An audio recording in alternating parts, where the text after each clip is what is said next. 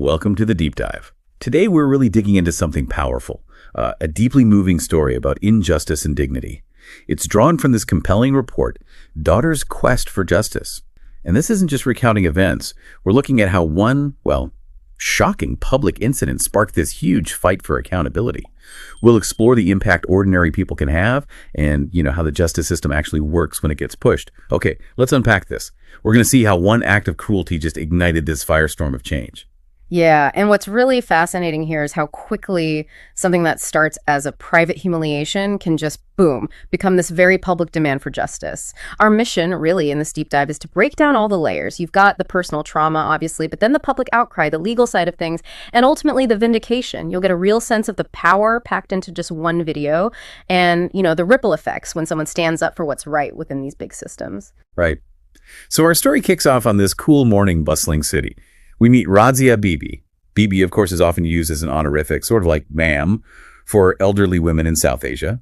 An older vendor, you can see the hard work etched on her face, but still a spark of hope there. She's heading out, basket of fresh vegetables on her head, thinking her daughter, Captain Sana, is safe and sound serving far away. But that morning, it shattered everything. She sets down her basket, and suddenly this serious voice booms out. "What are you doing? Spreading vegetables in the middle of the road? Are you out of your mind?" That's what he yells. It was Inspector Om Vikram Yadav. Face red, stick in hand, just pure rage. And it wasn't just yelling. No, not at all. Without another word, he just hauled off and slaps Razia Bibi across the cheek. Hard. So hard she stumbles. The basket goes flying tomatoes, potatoes, everything scattered, crushed by passing cars. Razia Bibi's face just goes white, tears streaming down. You can imagine the pain, the humiliation. And the inspector, he's still yelling, "This road doesn't belong to your father. Do you have no fear of the law?" It's just such a stark, immediate picture of that power imbalance right there in public. The whole market saw it happen. Yeah. Just watching.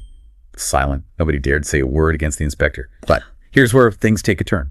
Someone in the crowd, very quietly, recorded the whole thing on their phone. Meanwhile, Razia Bibi, hands trembling, starts picking up her ruined vegetables, her biggest fear. Her daughter Sana, finding out, she just goes home, heartbroken, pretending nothing happened. It really shows that silent fear authority can create. And that recording, its impact was immediate. That's the crucial part here. The person who filmed it didn't just sit on it. They uploaded it straight to social media. Caption was something like, "Honest vegetable vendor mother beaten by an inspector for no reason. Is this justice?" And it just exploded. Viral instantly. Millions saw it. Thousands shared it. Pure fury online. The whole city was talking about it, totally shaken.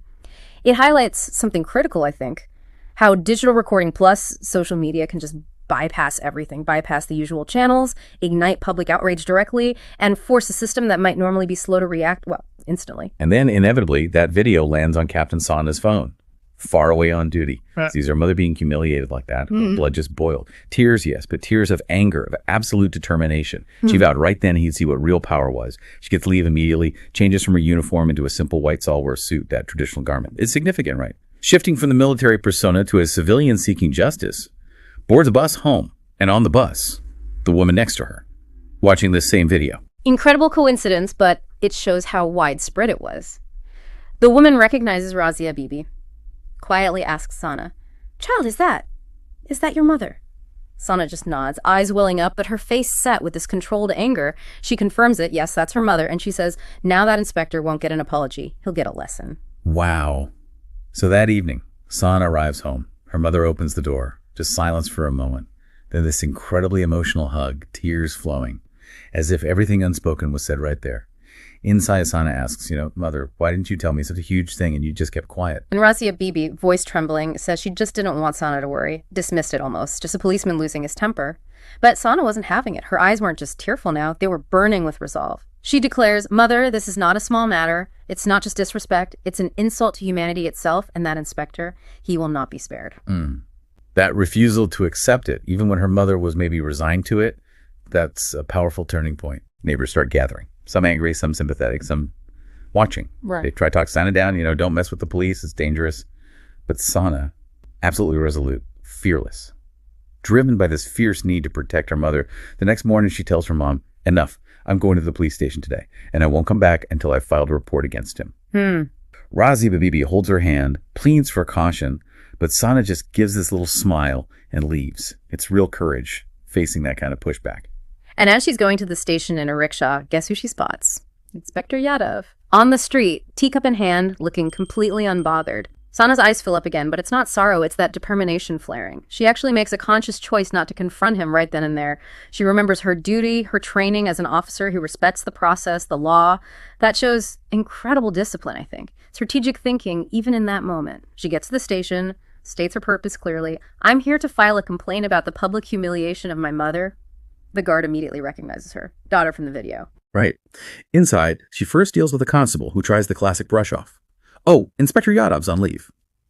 Tarana just smiles, that knowing, defiant smile, and says, "Funny, I just saw him in the market." That's when the guard steps up, a bit hesitant but clear. "Madam, you are the daughter, the woman who was disgraced." Oh. Tarana takes this deep breath like she's gathering all that inner strength and says yes.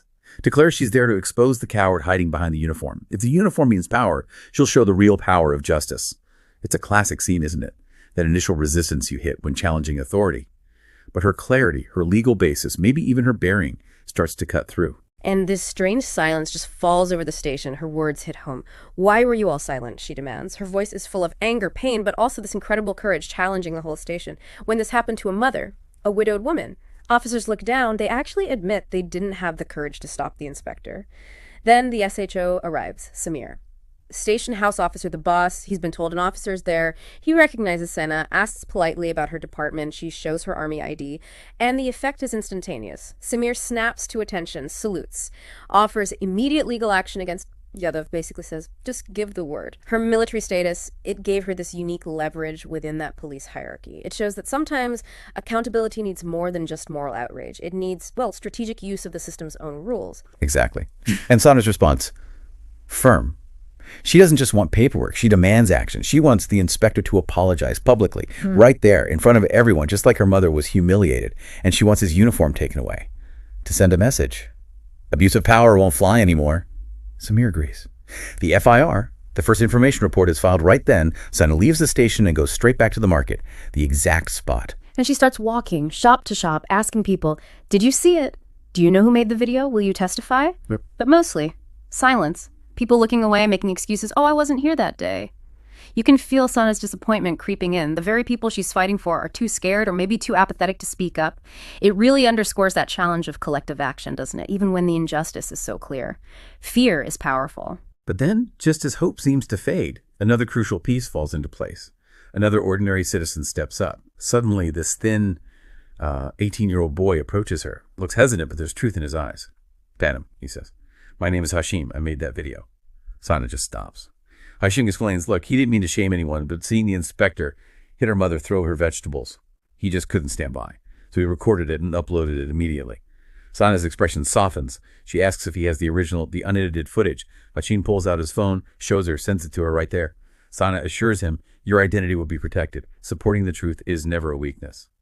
And Hashim's simple act, recording that moment, it was the linchpin, really. Made everything else possible. Absolutely crucial. So back home, Sana creates a new folder on her laptop. Title, Evidence for Justice. File 1, Hashim's raw video. File 2, the police report. File 3, her own notes. Questions. The atmosphere in the city is getting more and more tense. Razia Bibi's pain, it's not just hers anymore, it's become a symbol for millions. Sana emails all the evidence. Police commissioner, the DCP, deputy commissioner of police, a very senior rank, and the Human Rights Commission. That's the body focused on civil liberties. She points out this video isn't just about apathy. It's clear abuse of state power, humiliation of a helpless woman. This strategic move, getting the evidence straight to the top, was so important for bypassing any potential roadblocks lower down. And it worked. 3 days later, emergency meeting at police headquarters. Commissioner, DCP, Women's Commission chairperson are all there. The commissioner lays it out. Inspector Vikram Yadav grossly abused his position. This isn't just internal discipline. It's a public violation of human rights. He declares the case is going straight to court. The DCP agrees, orders an immediate internal investigation alongside the court case, and Yadav is suspended immediately. You see the system kicking into gear there. That internal investigation plus the court referral, especially when public pressure, fueled by undeniable proof like the video, gets too big to ignore. It's a self-correction mechanism, essentially. And that evening, it's everywhere. Newspapers, TV news channels, all blasting the breaking news. Inspector Vikram Yadav suspended, departmental inquiry started, case filed. Imagine Razia Bibi sitting at her cart, sees the headlines on a neighbor's phone. Tears just stream down her face, but this time they're tears of relief. Sana's standing right there beside her. Doesn't smile, just bows her head slightly. Says, "Mother, this is just the beginning. The destination is still ahead." Still focused. The next week, that special departmental inquiry committee meets. Yadav is called in, everything recorded. The committee's serious. A retired judge, someone from the Women's Commission, an IPS officer, Indian Police Service, top tier. They review everything. The video, Hashim's statement, the FIR, all the media reports. It's a thorough, multi-pronged approach when public interest is this high. And when they ask Yadav, why did you slap an elderly woman? Why throw her vegetables? His excuse, she was blocking the road. That's it. The judge just cuts right through that. Blocking the road. Is that such a crime that you insult a woman and destroy her livelihood? Sharp. Yadav. Silent. No answer. After 15 days, a deep investigation, the verdict comes down.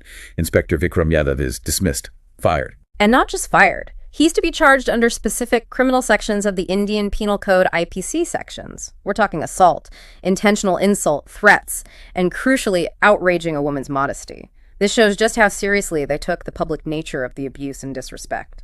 The case then moves up to the Sessions Court, which handles more serious criminal matters. Then comes the press conference. Commissioner, DCP, and Sana herself facing the media. The commissioner makes it clear, nobody in the police force is above the law. He praises daughters like Sana, calls them the nation's true strength, affirms full support for justice that protects women's dignity. Then Sana takes the microphone. Her words are just electric. She says, "The tears in my mother's eyes have now become the voice of millions of women. Justice is no longer just on paper. It has become a reality."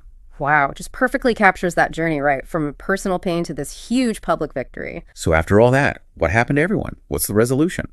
Well, a month later, you find Razia Bibi not on the roadside anymore. She's in her own small, permanent shop, peace in her eyes, quiet smile.